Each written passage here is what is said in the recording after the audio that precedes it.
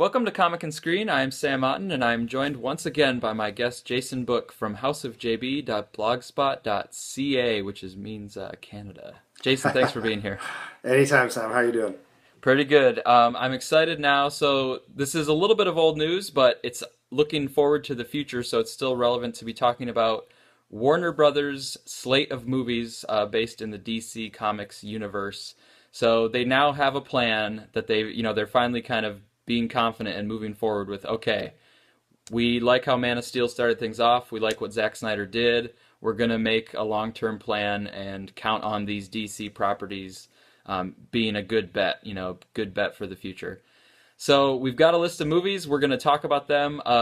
Let me kind of take them in chunks. So the first segment of movies here is, of course, Batman v Superman in March of 2016.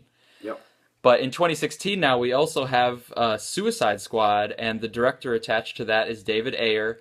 And David Ayer, he has a movie in theaters right now, if you're curious about him, which is the Fury, the World War II movie. Oh, okay.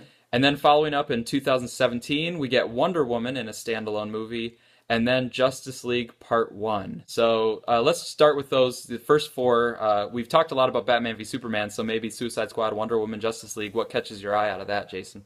Well, Suicide Squad, the casting is going to be, to me, the biggest deal. If they can get some of these guys they're rumored to try and be getting, like Tom Hardy or Ryan Gosling and things like that. Or Will Smith is in talks. Yeah. Like, then this is cool because the Suicide Squad, like we said before, with to an extent with the Flash and Arrow, Suicide Squad is even more of a blank slate. There's comic book guys that don't even know a lot about Suicide Squad.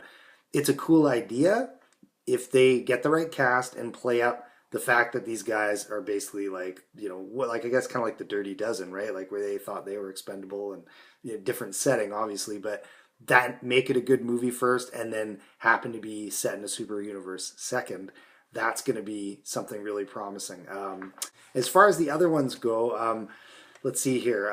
Wonder Woman, I got to see her in this movie first. If it's intriguing enough that it's believable that she is Wonder Woman, then great, the movie by all means. But if she's not killer in Batman Superman, I don't know if they need to throw that out there yet, So one thing that I'm thinking about is, it was the CEO of Warner Brothers that made this announcement, so it's obviously like a top level decision.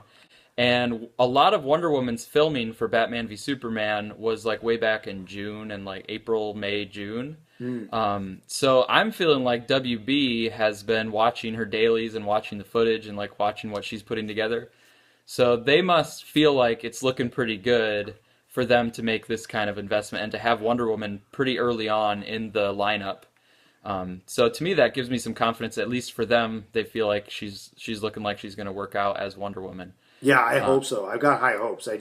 I really hope they can pull it off. And then what was the other one? The Justice League Part 1. And so that's news, when they made the announcement that it's not just Justice League and then a Justice League 2, it's actually Part 1 and Part 2. So they're actually going to kind of be, I think it's probably going to actually be like a trilogy of Batman v Superman to Justice League Part 1 to Justice League Part 2. Yeah, well, I mean, as long as they're not, to me, doing it kind of like the way, I guess maybe the Harry Potter movies or Lord of the Rings, where they're just like filming it all at once and then just chopping it up just to make two movies out of it for kind of a financial reason, like if the story dictates that it needs to be that long and it makes a lot of sense and it works, then I'm all for it.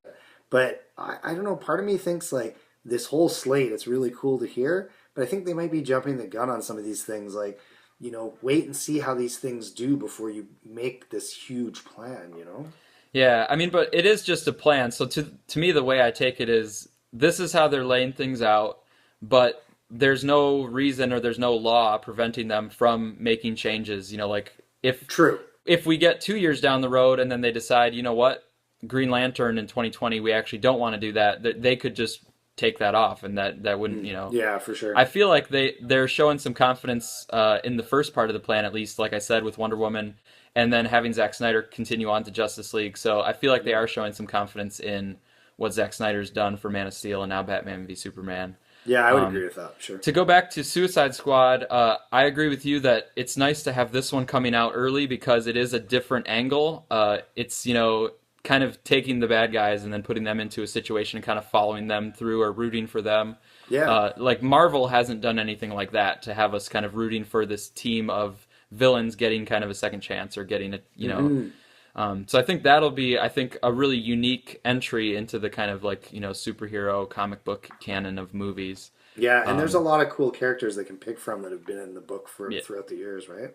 yeah, there's some characters that can really get the fanboys excited, and then I think because it can have this kind of unique, cool style to it, I think it might, appeal to the general public as well. Yeah, I think so too. If they, like I said, handle it like a really good crime movie that happens to be set in a superhero universe, kind of like the way I think of The Dark Knight as just a really good crime movie, but two of the characters happen to be Batman and Hmm. the Joker. It Right. works. It works Yeah. well on different levels too. Yeah, and with Suicide Squad, I think you can have some really fun, interesting characters because it's kind of easier to give some really nice personality traits to the bad guys. That's almost easier than giving them to some of the heroes.